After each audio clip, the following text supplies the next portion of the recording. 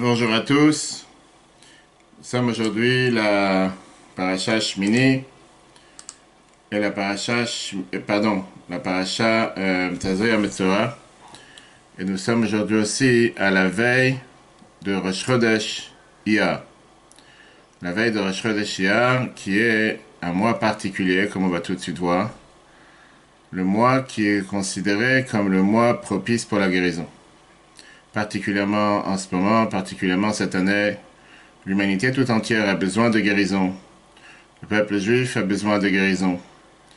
Et donc c'est le moment le plus propice pour partager ensemble cette étude basée sur les enseignements du Rabbi Lubavitch dans l'Ikut Sichot 32. C'est un discours qui a été prononcé en 1986 par Parashat Shmini. Début de mois de Iyar en général. Et donc c'est ce qu'on va partager aujourd'hui ensemble. Le cours, il est dédié pour la mémoire de Avraham ben Mordechai, que aujourd'hui c'est la fin de ces 11 mois de Kaddish. Comme je disais tout à l'heure ce soir, Rosh Chodesh Iyar, il y a encore un jour, encore une journée dans le mois de Nissan. Le mois de Nissan, c'est un mois de guérison et un mois de guérison, un mois de miracle. On va voir justement dans le cours le point commun qu'il y a entre Nissan et Iyar. Pourquoi le mois de Iyar est considéré un mois de guérison? Pourquoi on dit que c'est un mois propice pour la guérison? Tout ça, on va essayer de partager aujourd'hui ensemble. Et comme j'ai dit tout à l'heure, on va voir le point commun qu'il y a entre la guérison du corps et la guérison de l'âme. Quelle est la différence entre la guérison donnée par Dieu et quelle est la guérison donnée par un humain, par un docteur? Pourquoi le mois de Nissan passe avant le mois de Iyar? Et quel est le lien entre la guérison et le fait qu'on a commencé à lire Pirkei Avot, les maximes de nos pères, Shabbat dernier, et pour voir le cours qu'on a donné cette semaine sur Pirkei Avot, sur l'application eTorah, E-T-O-R-H, sur Google et Apple. C'est écrit dans les Sfarim, dans plusieurs endroits, dans Chidushei Khatam Sofer, dans Sha'ar Yisachar du Rabbi de Munkach, et beaucoup d'autres endroits, que le mot Iyar, c'est Rachet Tevot, Ani Hashem Rofecha. Je suis, Rachet Tevot qui veut dire l'acronyme, du mot Ani Hashem Rofecha, je suis Dieu, ton guérisseur. Je suis Dieu, celui qui t'amène la guérison. D'où vient d'abord cette phrase? C'est une phrase qui est écrite dans le Chumash, la Parashat Beshalach, qu'on a lu il n'y a pas longtemps, il y a 2 semaines. On a lu ça le jour de Shvi Shel Pesach, le 7e jour de Pesach, dans laquelle on a parlé justement sur le fait que c'était la Parashat qui nous parle de la sortie d'Égypte. Et là-bas, on a raconté comme quoi, on sait très bien que Dieu a promis que toutes les maladies qu'il avait envoyées sur l'Égypte, il ne va pas les envoyer sur le peuple juif. Donc ça, c'est le mot qui sont écrits dans la Torah. Ani Hashem Rofecha, je suis Dieu, ton guérisseur. Vient, le Khatam Sofer te dit, de là on apprend que l'acronyme, le Rachet Tevot du mot Iyar, même s'il y a 2 Yud, au final c'est Ani, le Aleph, Hashem pour le Yud, Rofecha, je suis Dieu, l'Éternel qui te guérit. Voilà ce que dit le Khatam Sofer sur la Gemara Shabbat 147b. Toutes les potions médicales guérissent surtout durant la période entre Pesach et Shavuot. Cette période correspond au mois de Iyar. Et l'allusion elle est faite dans les versets « Je suis l'Éternel qui te guérit » Beshalach, chapitre 15, verset 26, formant en hébreu les initiales du mot Iyar. Où est écrit ce verset? Comme j'ai dit tout à l'heure, c'est dans Beshalach, Parashat Beshalach 15, 26. « Si tu m'écoutes les voix de l'Éternel ton Dieu, et que tu respectes toutes ses voix, je ne placerai pas sur toi aucune des plaies dont j'ai frappé l'Égypte. Pourquoi? Car je suis l'Éternel qui te guérit. » On va voir tout de suite qu'est-ce que Rashi il apprend, et qu'est-ce que Rashi nous enseigne, comment Rashi il apprend ce verset. Quand on parle de guérison en général, comme j'ai dit tout à l'heure, en mode de confinement et avec ce virus qui a envahi malheureusement la planète depuis plus d'1 mois, c'est vrai que les gens parfois sont perdus. On parle encore une fois dans le gouvernement en ce moment du fait que les gens ne veulent pas aller se faire soigner pour des soins importants, aucun rapport avec le virus. Quel est le but de la guérison et comment on guérit une personne? Là, la Torah, elle vient et te dit un mot intéressant en te disant « Ani Hashem Rofecha ». C'est moi Dieu qui te guérit. Qu'est-ce que ça veut dire c'est moi Dieu qui te guérit? La nouveauté qu'il y a dans ce verset, C'est que Dieu vient et te dit que n'importe quelle maladie que j'ai mise sur les Égyptiens, en parlant des 10 plaies, etc., là, Asimalecha, tu ne seras pas touché par ces maladies. Pourquoi? Kiani Hashem refecha, parce que c'est moi qui te guéris. Ça veut dire que Dieu, il fait en sorte que la maladie, depuis le départ, elle ne tombera pas sur la personne. La personne ne sera pas tombée, ne sera pas malade. C'est comme Rambam Maïmonide, il nous écrit dans les lois du comportement, comment on a l'habitude de se comporter, chapitre 4, à l'Achavin. Que si quelqu'un il fait attention à son comportement, il fait attention à comment il doit se comporter, en faisant attention à ce qu'il mange, etc., Rambam il te dit, je suis garant pour cette personne qui ne sera jamais malade et qui ne tombera jamais malade. Quelle est la nouveauté quand on te parle de la guérison qui vient par Dieu? Quand c'est Dieu qui guérit, c'est pas seulement qu'il empêche que la maladie vienne. Seulement, au contraire, c'est qu'il fait en sorte que la guérison qui vient par Dieu, c'est tout à fait différent de la guérison qui pourrait venir par un médecin. À ne pas penser pour un instant qu'un médecin ne guérit pas par la force de Dieu. Bien sûr que c'est Dieu qui a donné la permission à un médecin de guérir. On a donné tout un cours dessus. Sur l'application eTorah, on peut le revoir sur eTorah. Est-ce que le fait d'aller voir un médecin, c'est pas un manque de bitachon? C'est pas le sujet aujourd'hui. C'est très bien que c'est Dieu qui a donné le devoir à un médecin de guérir, ce qui est écrit dans la Gemara Brachot, à page 60a. Et au contraire, quand on va voir un médecin, on doit se dire qu'on est dans les mains de Dieu, et c'est l'envoyé de Dieu pour nous guérir. Mais il y a une différence quand même entre la guérison qui est donnée par un médecin et la guérison qui est donnée par Dieu. D'abord, Rashi, comment il t'explique cette phrase qui a ni Hashem refecha, je suis Dieu, qui est celui qui te guérit. Rashi sur place, il te dit, je ne placerai pas sur toi les maladies, étant donné que je suis l'Éternel qui te guérit et qui t'enseigne la Torah et les mitzvot, afin que tu en sois préservé. C'est comme un médecin qui recommande à son patient de ne pas manger d'aliments qui risqueraient de le rendre malade. Si tu écoutes les recommandations du médecin, tu n'auras pas tel et tel problème. Quelle est la différence alors entre la médecine, on va dire la médecine qui est par un médecin, et la guérison qui vient par Dieu? Alors il vient nous expliquer comme ça. Quand un médecin, quand tu parles d'une guérison qui vient par un être humain, en règle générale, on va tout de suite voir ce que le Ragachover dans Tzofnat Paneach nous dit. En règle générale, c'est quelque chose qui n'est pas rétroactif, mais c'est quelque chose, c'est quelque chose qui est préventif. Comme c'est écrit dans la Gemara Ketuvot, page 74b, la différence entre annulation d'un vœu par un chacham, qu'il annule le vœu depuis le départ rétroactif, ou la guérison d'un défaut par un docteur, qui peut guérir seulement à partir de maintenant et plus tard. Une médecine préventive. Par contre, quand tu parles de la médecine de Dieu, la guérison qui est donnée par Dieu, puisque c'est une telle guérison que Dieu te dit, je ne me placerai pas sur toi de maladie, lo asimalecha. Ça veut dire que c'est comme si c'est une guérison rétroactive qui fait comme si tu n'as jamais été malade. Et tu ne pourras jamais tomber malade. Et ça, c'est d'ailleurs ce que nous écrit Rashi sur le verset. Et si jamais tu as été malade, puisque c'est moi Dieu qui te guérit, automatiquement je ferai en sorte que tu n'auras aucune trace et aucun impact de cette maladie. Comme si tu vas totalement guérir. Et c'est une médecine qui va agir rétroactivement. Tu bien nous en préserve quelqu'un qui a beaucoup fumé, quelqu'un qui a esquinté ses poumons. Malheureusement, avec ce virus, beaucoup de gens souffrent à cause des poumons qui sont pris. Et combien ils sont en réanimation? Parfois, quelqu'un qui a fumé peut arrêter de fumer pendant un long moment. Mais combien de docteurs vont dire qu'il ne pourra jamais nettoyer ses poumons à 100%? Ils ont été impactés. Quand on te parle de la médecine de Dieu, que c'est Dieu qui te guérit, à ce moment-là, on te dit que c'est une telle guérison du fait que c'est considéré que quand tu auras encore une fois des poumons blancs, comme s'il n'y a rien qui s'est passé. On le souhaite à tous ceux qui ont été touchés par ce virus, des centaines et des milliers de nos frères et sœurs à travers le monde, dans l'humanité tout entière. Que Dieu fasse réellement qu'il ne reste aucune trace. J'ai trop de proches, j'ai trop de connaissances et trop d'amis qui ont été malheureusement touchés par ce virus et qui sont passés par la réanimation et qui sont passés par les intubations. Et qui te disent tous comment aujourd'hui ils doivent tout apprendre à marcher, à respirer, et que ça va leur prendre quelques mois de rééducation. Que Dieu fasse qu'il ne reste aucune trace. Vient la Gemara Brachot, comme l'a dit tout à l'heure, la page 60a. C'est là-bas qu'elle nous dit que la guérison en général, on enseigne dans la Yeshiva de Rabbi Ishmael que du verset « et guérir, il guérira » dans Mishpatim 21-19, nous apprenons que la permission et la procuration de guérir a été donnée au docteur. C'est Dieu qui a donné la possibilité et le devoir au médecin de guérir. Et c'est Dieu qui nous a demandé que quand on a un problème de santé, on doit passer à aller voir le médecin. Alors, quelle est la différence entre la guérison divine et celle qui transite par l'homme?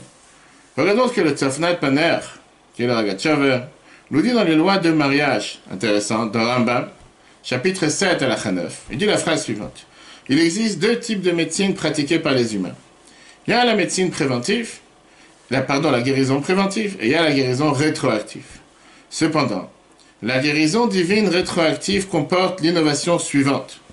Lorsque la guérison provient par l'homme, la rétroactivité ne fait qu'indiquer que le défaut initial n'était pas là, d'emblée. Par contre, lorsque Dieu guérit en tant que je suis l'Éternel qui te guérit, étant donné qu'il annonce « Je ne la placerai pas sur toi », de ce fait, même lorsque la maladie est déjà présente, cette guérison la déracinait comme si elle n'était jamais arrivée à l'homme d'emblée. C'est ce que nous dit le Tzemach Paner. Ça, c'est la nouveauté. Et ça, c'est, on va dire, la spécialité de la guérison qui vient par Dieu. Qu'elle agit de manière rétroactivement. Pas seulement qu'elle agit de manière préventive pour le futur, mais rétroactivement. D'une manière que, pour la médecine qui est faite par un humain, c'est juste plus ou moins préventif pour s'assurer que la personne ne va pas continuer à tomber malade, ou il va être guéri à partir de maintenant et plus tard. Alors que quand tu parles de la guérison qui est donnée par Dieu, c'est une telle guérison que si jamais il a été tombé malade, si jamais il a eu un manque, si jamais il a été touché, à ce moment-là, cette guérison va déraciner, va faire en sorte qu'il n'y a plus resté aucune trace. La vitamine, ça c'est le mot de Iyar. Puisque Iyar forme les initiales, je suis l'Éternel qui te guérit, Ani Hashem Refera.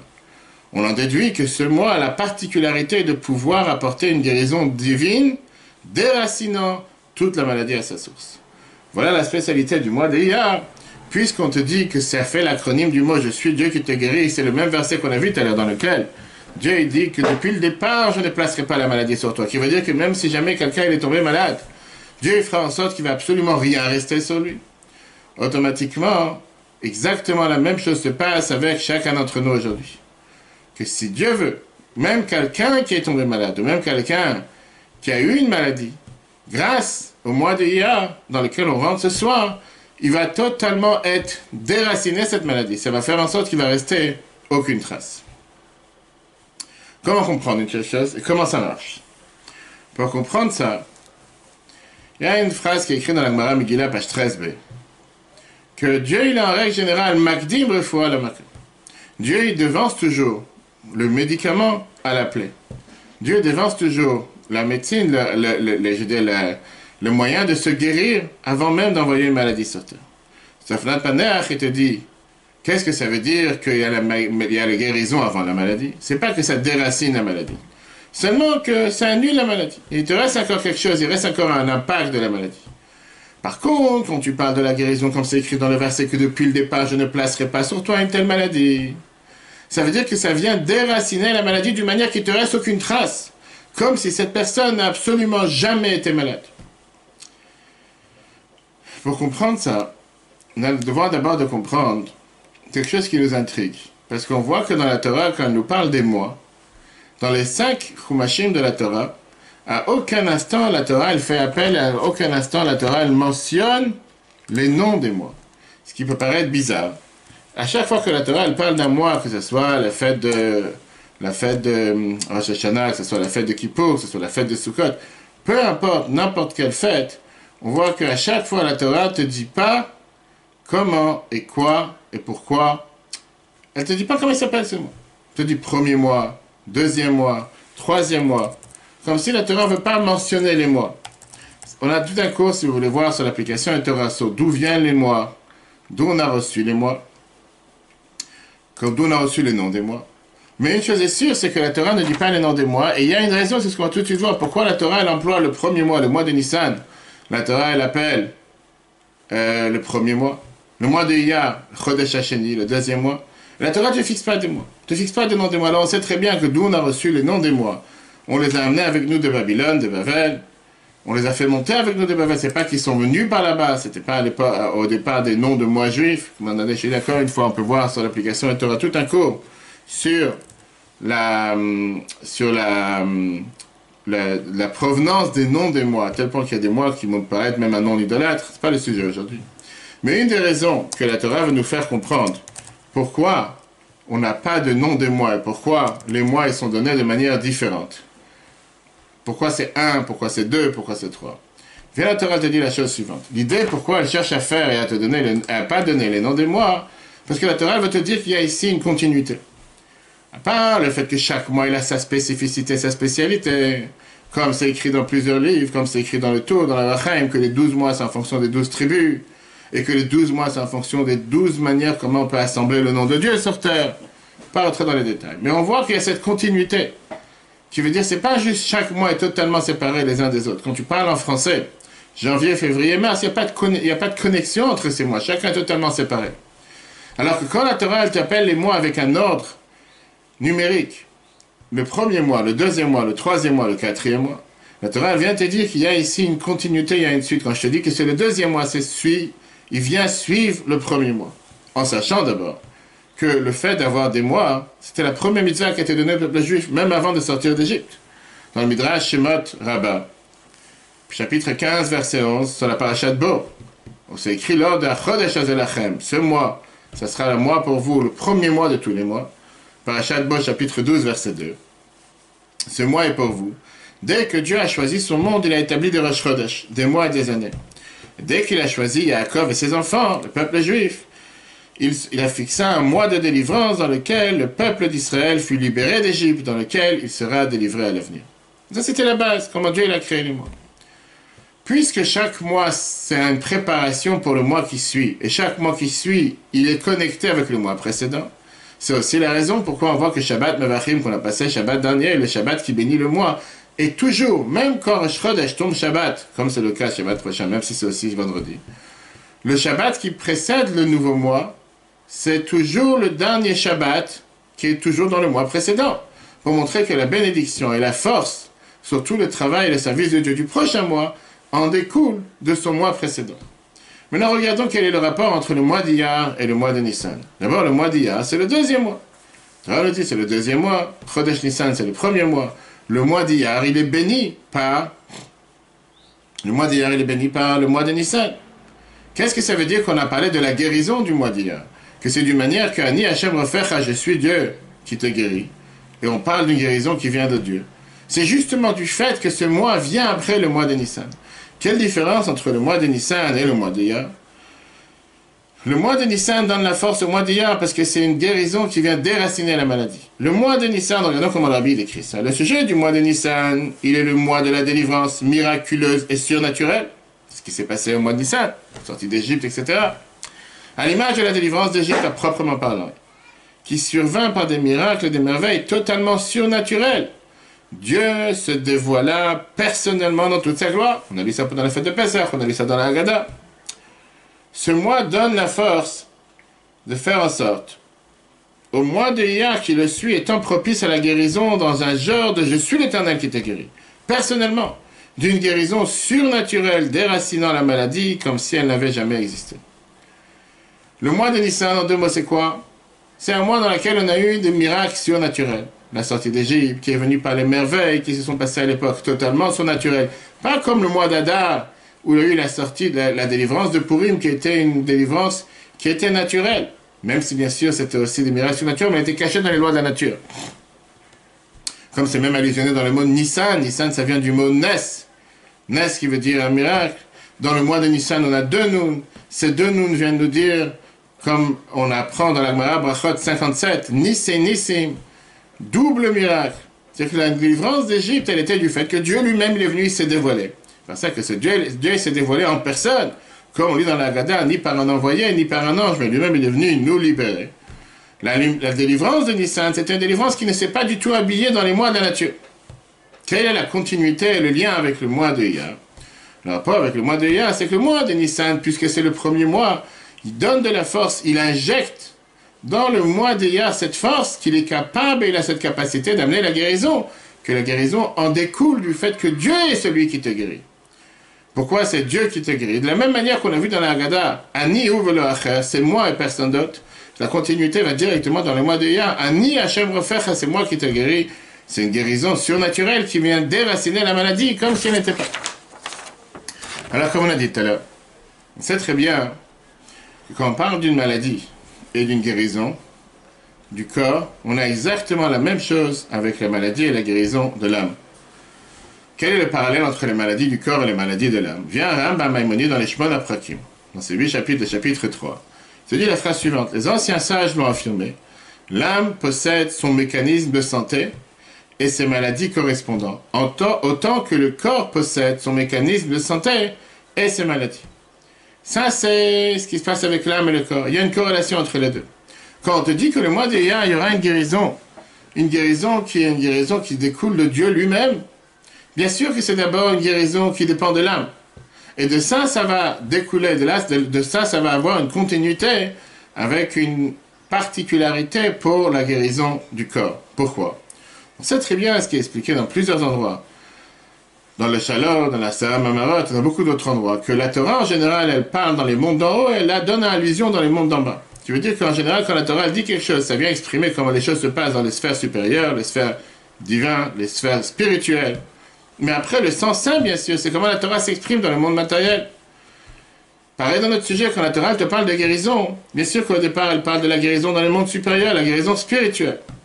Et automatiquement, une fois qu'il y a une guérison spirituelle, automatiquement, la guérison peut se déclencher matériellement. On a vu ça avec le rabbi. Combien de fois des gens venaient voir le rabbi pour des questions médicales, et qu'à chaque fois, le rabbi, bien sûr, à part le fait de des fois conseiller tel ou tel docteur faire telle ou telle opération, à chaque fois, il venait en donnant de rajouter une mitzvah, de vérifier les tefilines, de rajouter dans la pureté familiale, fermer le magasin Shabbat. Et combien on peut demander la question, quel rapport entre les deux? Quel rapport entre les deux, entre le fait que quelqu'un ait un problème de santé et rajouter une mitzvah? Et comme la Torah nous explique que oui, quand on change l'ADN spirituel, ça vient changer, modifier l'ADN matériel. Automatiquement, ça peut guérir une personne, ou ça peut changer le statut matériel d'une personne parce qu'il a changé son statut spirituel. Quel est le lien avec la guérison du mois d'Iyar?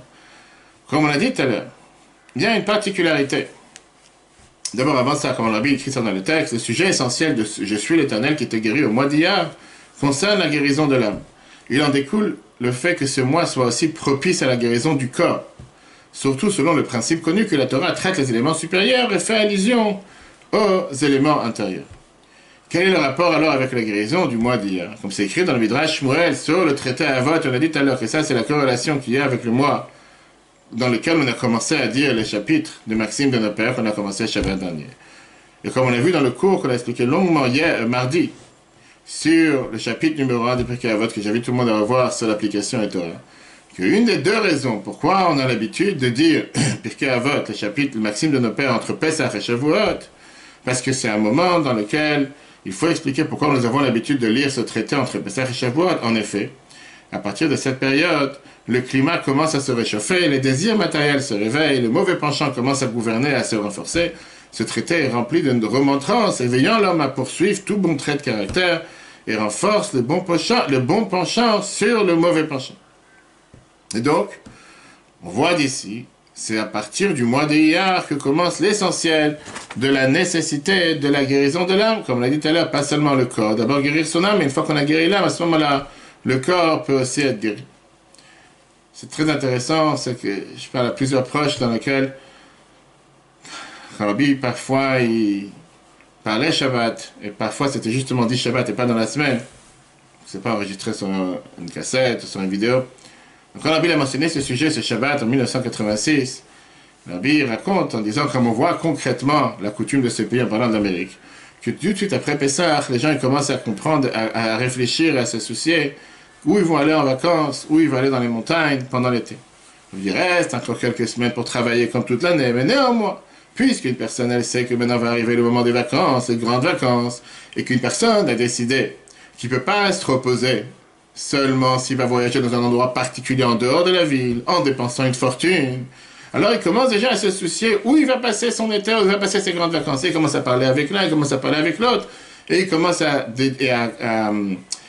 conclure où il va aller, quel prix il va payer. Ça veut dire, grâce à Dieu, on vit dans un pays de largesse, parlant d'Amérique, où il y a la possibilité de pouvoir voyager en vacances, etc. Mais il ne faut pas oublier que cette largesse que Dieu nous a donnée doit d'abord être utilisée, pas pour utiliser et avoir un plaisir et profiter tout simplement et purement du matériel de ce monde. Mais le Shem Shamaim, pour faire la volonté de Dieu, comme Rabbeinu HaKadosh, Rabbi Yehuda avait l'habitude de dire qu'il n'a jamais profité de ce monde. Ça veut pas dire qu'il n'a pas profité de ce monde. C'est que chaque chose qu'il a fait dans ce monde, c'était pour servir Dieu. Là, c'était la parenthèse. Rabbi dit donc, on voit que la bracha qu'on a du mois de Nissan donne la force, pas seulement pour le mois de Iyar, mais donne une force pour la période de l'été en général. puisque c'est une période, les températures commencent à monter, il commence à faire plus chaud. Et donc c'est une période dans laquelle on a le devoir de se renforcer spirituellement. Et comme on vient de dire, par ça qu'on se renforce spirituellement, automatiquement, on se renforce aussi matériellement. Donc, puisqu'on vient de voir le lien qu'il y a entre le mois de Nissan et le mois de Iyar, on va comprendre maintenant, et c'est la raison pour laquelle on a commencé à dire le maxime de nos pères pendant le mois de Iyar. Maintenant, on comprend, quand on a parlé de la guérison du mois de Iyar, que d'une part, c'est une guérison qui vient de Dieu directement. De l'autre part, la force du mois d'Iyar est bénie par le mois de Nissan, le premier mois. Pareil, la même chose quand on parle de la guérison spirituelle qu'il y a dans le mois d'Iyar, qu'elle a aussi ses deux composants.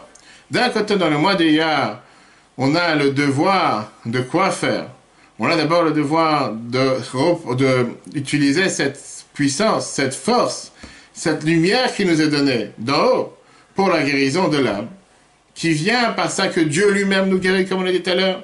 C'est lui-même qui vient et qui s'occupe de notre guérison, plus haut que la nature, puisque ça en découle du mois de Nissan. Et cette force qui vient du mois de Nissan va impacter pas seulement la guérison de l'âme, mais automatiquement va aussi avoir un impact sur la guérison du corps. Quelle est la différence entre le mois de Nissan et le mois de Iyar dans le service divin? C'est très simple. Voilà dans la Gemara Psachim. La Gemara Psachim, elle vient nous dire, dans la page 116b, dans chaque génération, chaque homme a l'obligation de s'imaginer comme s'il sortait d'Égypte aujourd'hui même. Et on va voir ici la différence qu'il y a entre le mois de Nissan, qui est une liberté offerte par Dieu, le mois de Iyar, dans lequel nous rentrons ce soir, c'est une liberté acquise par l'effort humain. Et donc, qu'est-ce que ça veut dire? Qu'est-ce que ça vient nous allusionner? Le mois de Iyar, ça symbolise la puissance de la nature. A priori, à l'opposé de l'aspect surnaturel du mois de Nissan. Et néanmoins, c'est dans ce mois qu'on peut ressentir et recevoir la plus grande guérison qu'on va tout de suite développer. Le mois de Nissan, c'est un mois de Géoula. Comme on l'a parlé, que la Torah nous dit que Nissan égalou, Nissan atidim légal. Le mois de Nissan, on a été libéré. Le mois de Nissan, on sera libéré. C'est le mois de la libération du peuple juif spirituellement, et ce sera le mois de la libération du peuple juif matériellement, comme on l'a vu.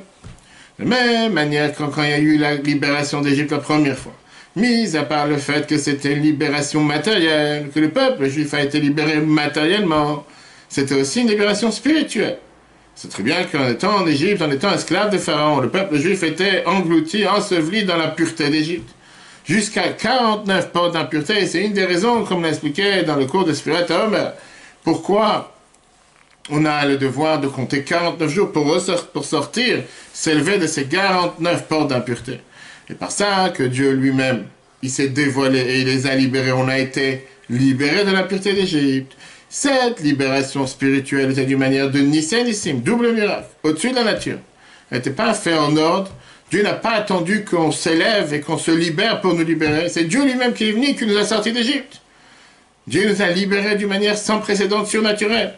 On sait très bien que c'est la même chose qui se passe chaque année. Chaque année, quand ça arrive, le mois de Nissan, comme on vient de voir dans la Gemara Psachim, que chacun a le devoir de se considérer comme s'il sort d'Égypte aujourd'hui, que dans le mois de Nissan, on a la force, chacun d'entre nous, de se libérer de toutes les mauvaises choses. De se libérer, qu'est-ce que ça veut dire de toutes les mauvaises choses, de toutes les choses qui ne sont pas bien. De même que le mois de Nissan est le mois de la délivrance matérielle, c'est aussi le mois de la délivrance spirituelle. Dieu éleva totalement Israël à la pureté égyptienne de façon surnaturelle. Il en est de même en chaque mois de Nissan, dans lequel Dieu donne la force à chaque juif pour se libérer de tous les sujets indésirables, jusqu'à devenir un homme libre, libre de son mauvais penchant. Ça, c'est la force qu'on a dans le mois de Nissan. Pas seulement de contrôler son mauvais penchant, mais on n'a même pas besoin de faire de guerre, puisqu'on est à Ben Chorin, comme on l'a dit dans la Haggadah, on devient totalement libre. Comment s'exprime cette libération spirituelle du mois de Nissan? C'est très bien qu'elle s'exprime du fait que le mois de Nissan, c'est le seul mois de l'année où on ne dit pas Tachanoun, des supplications dans la prière, tous les mois.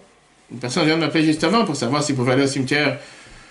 Aujourd'hui, je dis qu'en le mois de Nissan, en général, on ne va pas au cimetière, puisqu'on ne dit pas Tachanoun, sauf s'il y a un enterrement, ou un shiva, ou un asker, etc. Donc on a parlé plusieurs fois que comment est-ce possible qu'il y ait un mois entier où on ne dit pas Tachanoun? Qu'est-ce que ça veut dire Tachanounim, qui veut dire les supplications? Supplication qu'on dit tous les jours, on demande à Dieu pardon pour les fautes qu'on a faites. C'est-à-dire qu'on a fait des fautes, on est conscient du fait qu'on a fait une erreur. On demande à Dieu de nous pardonner. Alors qu'est-ce qui se passe pendant les jours où on ne dit pas Tachanoun? Est-ce qu'on n'a pas de pardon? Et si on a fait une erreur ce jour-là, on n'est pas pardonné? Est-ce qu'on ne fait pas de fautes ces jours-là? Tout d'un coup, on devient des surhumains. Tout d'un coup, on n'est pas capable de faire des fautes. Qu'est-ce qui se passe dans un jour dans lequel la Torah te dit qu'on ne dit pas Tachanoun? La explication, elle est très simple. On ne peut pas dire qu'un jour dans lequel on ne dit pas Tachanoun et on ne demande pas pardon sur nos fautes, alors tant pis pour nous, on reste avec nos fautes. Parce qu'on ne va pas avoir le bienfait qu'on aurait dû avoir si on aurait dit Tachanonim, si on aurait dit les supplications. Ça n'a pas de sens. Un jour de fête. Un jour dans lequel on dit que c'est un jour de Sgoula à tel point qu'on ne dit pas Tachanoun, juste ce jour-là, on reste bloqué avec nos fautes sans aucun pardon. On est bien obligé de dire que même dans les jours dans lesquels on ne dit pas Tachanoun, le pardon de nos fautes se fait automatiquement sans avoir besoin que la personne demande un pardon. Et de là, on comprend que le pardon est beaucoup plus élevé parce qu'il n'est pas limité par rapport à ce que la personne peut demander. Mais le pardon vient de la miséricorde de Dieu, de la gentillesse de Dieu qu'il a envers nous. Le fait qu'on ne dit pas Tachanoun, qu'on ne dit pas les supplications tout le mois de Nissan, puisque c'est le mois de la délivrance, c'est aussi pour, comme on vient d'expliquer, que puisque c'est un mois tellement important dans lequel Dieu nous élève, et Dieu nous a libérés de manière surnaturelle de toutes les mauvaises choses, jusqu'à ce qu'on est considéré totalement libre, on n'a même pas besoin de dire Tachanoun, on n'a même pas besoin de dire des supplications, parce qu'on est pardonné d'office, par le fait que ces jours sont si importants que Dieu nous pardonne sans avoir besoin de lui demander quoi que ce soit. Qu'est-ce que cela veut dire? Ça veut dire que dans le mois de Nissan, on n'a pas besoin d'arriver à la guérison spirituelle. La guérison des maladies spirituelles. Alors oui, on sait très bien que la matzah, on a parlé longuement que la matzah, c'est un pain de guérison, c'est un manger de guérison. Mais comme on a vu, comme on a parlé longuement dans les cours de la Haggadah, et la veille de Pessah, qu'on a expliqué longuement cette année, qu'on peut revoir sur l'application Torah, que justement, il y a deux types de guérison. Le Rabbi ramène ça dans Yom Yom, le premier jour de Pessah, le 15 Nissan. Il y a une guérison qui en découle de la foi. Et il y a une guérison qui amène la foi. En deux mots, quelqu'un qui a guéri, il commence à croire en Dieu. Il y a quelqu'un qui, parce qu'il croit en Dieu, il est garanti de ne jamais tomber malade. Et on sait très bien que dans la matzah, c'est la guérison qui en découle de la foi. Qui veut dire, par ça qu'on a la Emouna, par ça qu'on a le premier soir, la matzah qui représente le pain de la guérison, le manger de la foi, on est garanti que ça amène un deuxième soir, qui est la matzah qui correspond au manger qui amène la guérison. Par ça qu'on a eu la foi, à ce moment-là, on a déjà la guérison. Donc on sait très bien que le mois de Nissan, on n'a pas vraiment besoin d'une guérison, puisque une guérison bien sûr spirituelle, parce qu'on se trouve de manière totalement déconnectée, on se trouve totalement de manière libre et au-dessus de tous les problèmes matériels. Ça, c'est le mois de Nissan. De même que le mois de Nissan est le mois de la délivrance matérielle. C'est aussi celui de la délivrance spirituelle. Et comme on a dit tout à l'heure, Dieu éleva totalement Israël de la pureté égyptienne de façon surnaturelle. Il en est de même pour chaque mois de Nissan dans lequel Dieu donne la force à chaque juif pour se libérer de tous les sujets indésirables jusqu'à devenir un homme libre, libre de son mauvais penchant. Quelle est la spécialité maintenant du mois de Iyar? Le mois de Iyar, c'est tout à l'opposé. Le mois de Iyar, comme on a dit tout à l'heure, c'est la liberté qui est acquise par l'effort humain. Pas une liberté qui est offerte par Dieu sans jamais aucun effort de notre part. Mais ça vient grâce à nos efforts. Que là, on a dit que la nature commence à se renforcer. C'est pas un moment de double miracle comme le mois de Nissan, mais on voit avec nos yeux les arbres qui ont commencé à pousser. D'ailleurs, tous ceux qui n'ont pas encore fait la bracha sur les arbres, qui ont commencé à fleurir pendant le mois de Nissan, attraper la dernière chance aujourd'hui. Et on voit avec nos propres yeux les forces naturelles, comment ils sont en plein d'exploits, comment ils sont en pleine force. Soit spirituellement, comme on a dit tout à l'heure, que c'est le moment où il y a un renvers du décor par rapport à Nissan, où se renforce le mauvais penchant. Et on a besoin de force particulière, de là la raison pourquoi on rajoute. Et on commence à dire les maximes de nos pères pour se renforcer son mauvais penchant. Et d'ailleurs, ça rejoint ce qu'on a dit tout à l'heure. L'un dépend de l'autre. Puisque c'est un moment dans lequel se renforcent les lois de la nature sur Terre, contrairement au mois de Nissan, c'est la raison pour laquelle se renforce aussi tout ce qui est la chaleur, tout ce qui est le plaisir, les fantasmes, les envies matérielles. Et c'est pour ça qu'on dit le mois de Pirkei Avot. Le mois de Iyar est à l'opposé du mois de Nissan. Matériellement, la nature commence alors à se renforcer. Alors que, ainsi que l'on peut le voir dans la façon dont les arbres se mettent à pousser, et les forces de la nature se mettent à exprimer leur puissance, mais aussi spirituellement. Le mauvais penchant se renforce et il faut une force particulière, à commencer par l'étude de Pirkei Avot, pour le vaincre. Quelle est la bénédiction particulière du mois de Iyar, le mois de la guérison? La bénédiction à l'aise, c'est la bénédiction du mois de Iyar qui est bénie par le mois de Nissan. Que dans cette bénédiction, on a 2 points. Premièrement, ça dépend de celui qui nous bénit. Ça ne dépend pas de celui qui demande la bénédiction. Ah, c'est vrai que de l'autre côté, elle est mesurée par rapport aux besoins de celui qui reçoit la bénédiction. Parce que sinon, ça c'est pas une bénédiction, on connaît toute l'histoire avec Ron Yamahagel, qui avait fait ce fameux cercle pour demander à Dieu de pouvoir le faire pleuvoir pour le peuple juif. Et à plusieurs reprises, il a demandé, parce qu'une fois la pluie est tombée, ça a presque dévasté, tout détruit. Il a dit, c'est pas ça que j'ai demandé, c'est pas une bénédiction. Une fois, c'était quelques gouttes. Il a dit, c'est pas ça qui va donner à boire à tous les champs. Jusqu'à ce que la troisième fois, a commencé à pleuvoir comme il faut. Si la bénédiction n'est pas adaptée au récipient, ça risque de faire mal. Si tu prends une prise électrique et tu mets dans... Tu prends pas un interrupteur, tu prends un adaptateur ou n'importe quelle prise d'un appareil que tu branches et que ça n'a pas le même voltage, si c'est 220, 110, ou si c'est pas adapté, ça risque de sauter. Il faut que ça soit adapté en mesure de celui qui la reçoit. Pareil, la bracha du mois de Nissan, qu'on demande que, puisqu'on a béni le mois de Iyar la semaine dernière dans le mois de Nissan, que ça soit un mois de Ani Hashem Refecha, que Dieu soit celui qui nous guérit. D'un côté, on a la bracha, la bénédiction de la guérison, que ça veut dire qu'on a besoin d'une guérison. Et combien on peut en parler de ça cette année, combien le peuple juif a besoin de guérison, et l'humanité tout entière a besoin de guérison dans les périodes dans lesquelles nous nous trouvons. De l'autre côté, on doit se rappeler que la manière de guérison, elle est en rapport avec le mois de Nissan. Comme dans le mois de Nissan, on a eu une guérison de manière surnaturelle, une libération d'Égypte de manière surnaturelle, un miracle surnaturel. Automatiquement, on a une guérison pendant le mois de Iyar Ani Hashem Refecha, que Dieu nous guérit. Une guérison qui vient déraciner la maladie comme si elle n'existait plus. Comme si on n'a jamais eu cette maladie. Voilà comment la Rabbi nous écrit ça. Cela, c'est la bénédiction que le mois de Iyar reçoit du mois de Nissan, qui précède le mois de Iyar. Que puisse arriver le fait que je suis l'Éternel qui te guérit, indiquant deux opposés. D'une part, il s'agit d'une bénédiction de guérison impliquant le fait qu'il y a une maladie. Mais d'autre part, le mode de la guérison correspond au mois de Nissan. Une délivrance miraculeuse, surnaturelle, déracinant entièrement la maladie. Clairement, cela implique que Dieu nous donne la force, que même durant le mois de Iyar, l'homme pourra s'élever de tout ce qui le perturbe, jusqu'à arriver à un état de liberté spirituelle. Voilà, chers amis, un enseignement merveilleux de ce que la Bible a prononcé en 1986 par rapport au mois d'Iyar. Au mois d'Iyar, chaque année, combien nous demandons à Dieu, combien nous prions et combien nous implorons Dieu cette année. Encore plus que toutes les autres années, qu'il envoie la guérison à son monde malade, qu'il envoie la guérison au monde qui a tellement besoin de guérison, qui a tellement besoin de faire en sorte que le monde soit guéri de cette maladie, de cette épidémie, de ce virus, que tous ceux qui ont été touchés, que tous ceux qui sont malheureusement en train de souffrir en réanimation ou intubation à l'hôpital ou chez eux à la maison, que Dieu leur envoie une parfaite guérison, comme on l'a dit tout à l'heure, une guérison qui vient de Dieu, qui fait en sorte qu'il n'y reste aucune trace de la maladie, que l'humanité tout entière guérisse, que tous ceux qui ont été touchés puissent avoir une consolation du ciel, et la plus belle consolation sera qu'ils vont se retrouver avec leurs proches, encore aujourd'hui.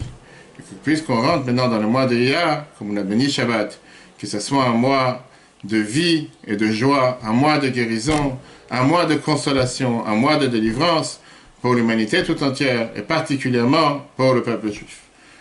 Le cours sera rappelé sur l'application eTorah sur Google et Apple. Le cours est dédié à la mémoire d'Avraham Ben Mordechai, qui aujourd'hui finit les 11 mois du Kaddish, et pour la refouach de Chaya Mishka Bat Simcha, qui doit se faire opérer la semaine prochaine.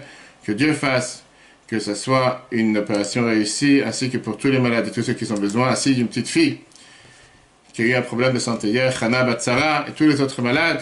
Que Dieu fasse qu'on puisse toujours partager que des moments joyeux pour toute l'humanité, pour le peuple juif partout où il se trouve. Chodesh Tov, que ce soit un Chodesh Tov Mevorach, un mois béni, un mois de bonté qu'on puisse voir avec nos yeux, que cette épidémie disparaisse de la planète, que le monde entier retrouve un cours normal et qu'on puisse se voir encore avec Mashiach avant le début du mois de Iyar ce soir.